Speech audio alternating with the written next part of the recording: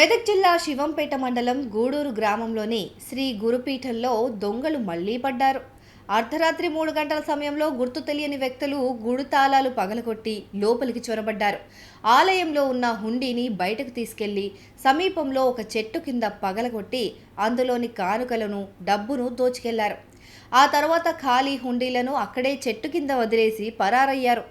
దొంగలు ఆలయంలోకి చొరబట్టం, హుండీని ఎత్తుకెళ్లడం వంటి దృశ్యాలన్నీ అక్కడే ఉన్న సీసీటీవీ కెమెరాల్లో రికార్డ్ అయ్యాయి.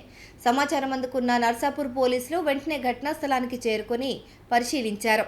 సీసీటీవీ ఫుటేజ్ను స్వాధీనం చేసుకుని దొంగల కదలికల ఆధారంగా దర్యాప్తు వేగవంతం చేశారు.